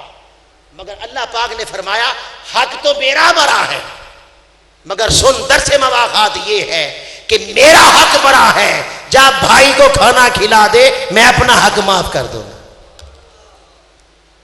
اپنے کسی بھائی کا پیٹ بھر دے، بھوکے کو کھلا دے، یہ ہے درس مواخات. پھر رمضان پورا گزر جاتا ہے، آپ نے 30 روزے رکھے، روزہ رکھ کے گالیاں بکتے رہے، روزہ رکھ کے جھوٹ بولتے رہے، روزہ رکھ کے دھوکہ دیتے رہے، یا روزہ رکھ کے ایسے کام کرتے رہے جو اللہ کا حق مرتا تھا وہ کام نہیں کرنے تھے. تو روزہ خالص اللہ کے لیے تھا، مگر ان روزے کی کمیوں کو پورا کرنے کے لیے جو اللہ کی بندگی میں کمی ہوئی ہے، جو اللہ کے حق میں کمی ہوئی ہے، جب اس کو پورا کرنے کا وقت آیا تو اللہ پاک فرماتا ہے آ بندے، حق تو میرا طلب تو نے کیا ہے، فطرانہ کسی بھائی کو دے دے، فطرانہ کسی غریب کو دے دے، تو غریب کو دے دے، درس مواخات قائم ہو جائیں گی، تیرے اندر درد آئے گا، اس غریب کا بھلا ہو جائے گا، میں اپنا حق تجھے معاف کر دوں گا. اور پھر روزے کا مقصد، آخری بات کر رہا ہوں، روزے کا مقصد رمضان آتا ہے، ہر شخص یہ تصور کر لیتا ہے گناہ معاف ہو. کیوں روزہ رکھتے ہیں؟ نیت ہے گناہ معاف ہو. اور یہ نیت کیوں ہے؟ اس لیے کہ آقا نے فرمایا جس نے دن کا روزہ رکھا، رمضان کی راتوں کا قیام یعنی تراویح ادا کی، آقا نے فرمایا وہ ایسا ہے جیسے آج اس کی ماں نے اسے جنم دیا تھا. یوں گناہوں سے پاک ہو جاتا ہے. یاد رکھیں یہ گناہوں سے پاک کرنا روزے کا مقصد نہیں، روزے کا اعجاز ہے، روزے کی عظمت ہے، روزے کی فضیلت ہے. مقصد یہ نہیں ہے. مقصد کیا ہے؟ یا ایھا الذین آمنو، ایمان والو، کتب علیکم الصیام، تم پہ روزے فرض کر دیے گئے. یہاں بھی درس مواخات ہے کہ اس روزے رکھنے میں خالی تم شریک نہیں ہو، کما کتب علی الذین من قبلکم، جو تم سے پہلے تھے اس عمل میں وہ بھی شریک تھے. کیونکہ اخوت کا معنی شراکت ہوتا ہے نا. تو اس پوری آیت میں اخوت مواخات کو بیان کیا جا رہا ہے. مگر یہ کیوں رکھوایا ہے؟ لعلکم تتقون، تاکہ تم متقی بن جاؤ. یا رسول اللہ تقویٰ کیا ہے؟ تقویٰ کیا ہے؟ میں التقویٰ ہا ہونا، التقویٰ ہا ہونا، التقویٰ ہا ہونا. اور روزے کا مقصد کیا ہے؟ لعلکم تتقون. اور تتقون کہاں ہے؟ تقویٰ یہاں ہے. یہ یہاں تقویٰ کیا ہے؟ تقویٰ یہ ہے کہ حسد نہ آئے، تقویٰ یہ ہے کہ دھوکہ دہی ختم ہو جائے، تقویٰ یہ ہے بغض و عناد، منافقت سے دل پاک ہو جائے، تقویٰ یہ ہے حس لالچ طمع سے دل پاک ہو جائے، تقویٰ یہ ہے غرور تکبر رعونت سے دل پاک ہو جائے، اور تقویٰ یہ ہے دوسروں کی درد مندی تمہارے دل میں آ جائے. اللہ پاک کہتا ہے پورا دن بھوکا رہے، پیاسا ہے. جب تجھے پیاس لگے گی، بھوک آئے گی، تو تیرے اندر احساس جنم لے گا، ارے غریب کے بچے کو جب کچھ نہیں کھانے کو ملتا تو اس کا حال یہی ہوتا. تو میں رمضان صرف بخشوانے کے لیے نہیں ہے، دل کو پاک کرنے کے لیے ہے. 30 سال روزے گزر گئے، 40 سال روزے گزر گئے، اور روزے رکھتے رکھتے عمر بیت گئی، مگر دل حسد سے پاک نہ ہوا، دل بغض سے پاک نہ ہوا، دل منافقت سے پاک نہ ہوا، دل فساد کرنے سے پاک نہ ہوا، دل دوسروں کو دھوکہ دینے سے پاک نہ ہوا، اور دل دوسروں کے درد کو اپنا درد نہ سمجھنے لگا اور مشکلات کو دیکھ کر اس کی مشکلوں کو اپنی مشکل نہیں سمجھتا تو سن لو آقا نے فرمایا، آقا کا فرمان ہے، آقا نے فرمایا بڑے روزے دار ایسے ہوتے ہیں جنہیں صبح بھوک پیاس کی تکلیف اور رات کے جاگنے کی تکلیف کے سوا کچھ نہیں ملتا۔ یہ کون ہیں جنہیں تقوی نہیں ملتا؟ بعض لوگ کہتے ہیں میری داڑھی نہیں تھی میں نے روزے رکھنے شروع کیے، اب میری داڑھی سفید ہو گئی میں نے کبھی روزہ نہیں چھوڑا۔ سن لو معنی یہ ہے روزہ تو آیا ہی تقوی دینے کے لیے تھا، اگر تقوی نہیں آیا تو روزہ نہیں آیا۔ تحریک منہاج القرآن سن لیں، تحریک منہاج القرآن کا وجود اس لیے ہے کہ انسانوں کو وہ تقوی دے دیا جائے، ایسا معاشرہ قائم ہو جس میں نفرتیں نہ ہوں، ایسا معاشرہ قائم ہو جس میں دھوکے نہ ہوں، ایسا معاشرہ قائم ہو جس میں لیڈر قوم کو ہر 5 سال بعد دھوکہ دے کر جھوٹی قسمیں کھا کر پھر ظلم کے حوالے نہ کرے، پاک لیڈر پیدا ہو جائیں۔ اور تحریک منہاج القرآن ایسا معاشرہ پیدا کرنا چاہتی ہے جس معاشرے میں ہر دل دوسرے کے لیے دھڑکے اور ہر دل دوسرے کی مصیبت کو اپنی مصیبت جانے۔ یہ ہے تحریک منہاج القرآن کا مقصد۔ اور سنیے، رمضان میں آپ لوگ زکوٰۃ دیتے ہیں، قربان جائیں، شیخ الاسلام ڈاکٹر محمد طاہر القادری صاحب نے، آپ زکوٰۃ دیتے ہیں اللہ راضی کرتے ہیں، شیخ الاسلام نے 500 یتیم بچوں کے لیے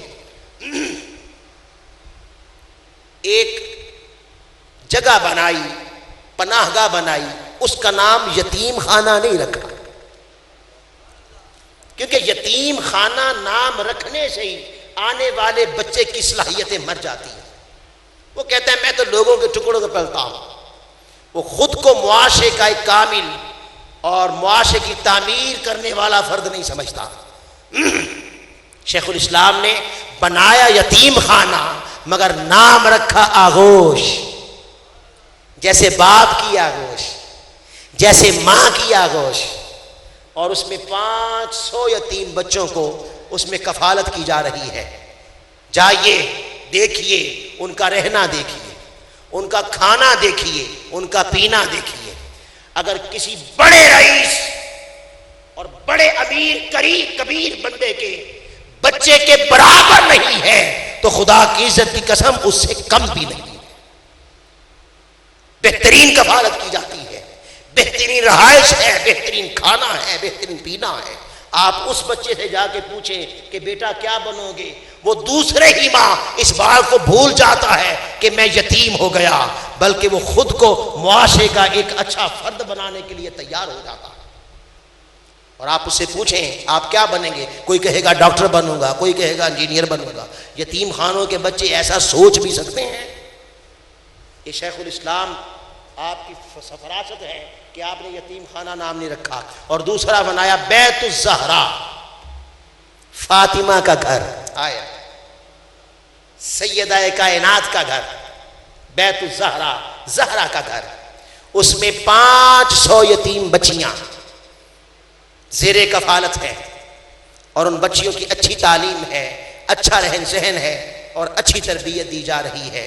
آپ زکوٰۃ دیں گے، آپ زکوٰۃ منہاج ان بچوں کی کفالت کریں، ایک ایک بچے کی کفالت لے سکتے ہیں آپ لوگ، کہ ایک بچے کو سمجھے جیسے آقا نے فرمایا، حضور نے فرمایا جس نے یتیم کی کفالت کی وہ قیامت کے دن میرے ساتھ ایسے ہوگا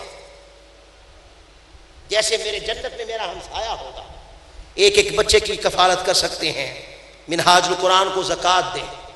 پھر اس کے علاوہ آگے تربیت کا ایک بہت بڑا تربیتی پروسیس کے لیے تربیتی عمل آ رہا ہے، وہ عمل ہے اعتکاف کا۔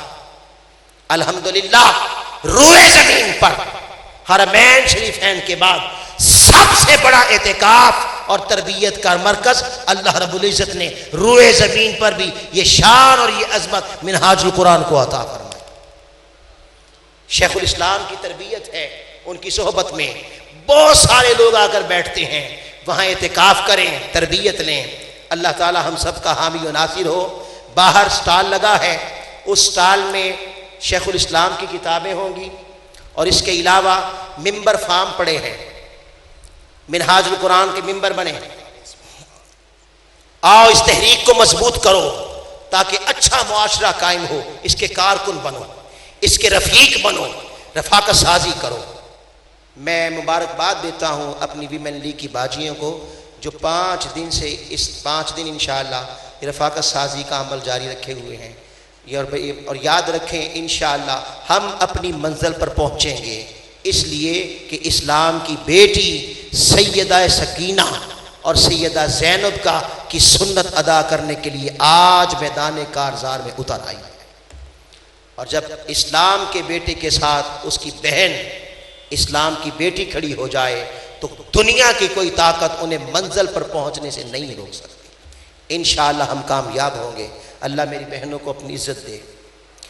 یہ باہر سی ڈی لگی ہے حضور شیخ الاسلام کی، عبادت صرف اللہ کے لیے، اس کے موضوعات ہیں: معیار نیکی و بدی ذات مصطفیٰ صلی اللہ علیہ وسلم، عذاب قبر اور اس کے اسباب، رضائے الہی ہی مقصد حیات ہے، صحبت بد کے اثرات اور اس کا ازالہ، حقیقت انسان، ولیوں کی پہچان، یہ مختلف موضوع بیان کر رہا ہوں، شان اولیاء، پیغام تصوف، یہ 9 موضوعات ہیں اور سی ڈی 1 ہے، یعنی 9 خطابات ہیں اور سی ڈی 1 ہے، اور قیمت 40 روپے، قیمت 40 روپے۔ اب یہ بات ہم کیا جانیں کہ یہ کتنا سستا سودا ہے، لہٰذا یہ بار سٹال پہ موجود ہے۔ آپ جہاں کارٹون کی فلموں کی سیڈیاں بچوں کے لیے لے جاتے ہیں، وہاں اللہ کے اس کامل عالم بندے کی یہ سی ڈی خرید کر لے کے جائیں اور اپنے بچوں کو یہ تعلیمات دیں، انہیں پتہ چلے اسلام کیا کہتا ہے۔ وما علینا الا البلاغ المبین۔ اللہ رب العزت ہم نے جو کچھ سنا ہے اس پر عمل کی توفیق عطا فرمائے۔ احباب زیبا کر 1-2 اعلان سماعت فرمائیں۔ سب سے کل انشاءاللہ میرے استاذ المکرم علامہ پروفیسر رانا محمد ادریس صاحب انشاءاللہ آخری درس ہوگا اور ان کا بہت اہم موضوع ہے زکوٰۃ، اس کی اہمیت اور فضیلت کیا ہے۔ کل اتوار کا دن ہے، آخری دن ہے، خود بھی آئیں، ہر شخص ایک دوسرے کو ساتھ لائے اور قرآن کے درس کے لیے یہ حال چھوٹا پڑ جائے۔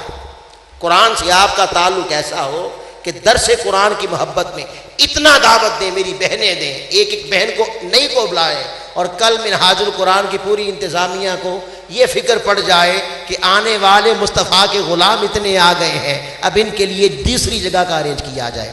تو کل انشاءاللہ رانا محمد ادریس صاحب ہوں گے اور موضوع ہوگا زکوٰۃ کی فضیلت اور اہمیت۔ ضرور تشریف لائیں کل آخری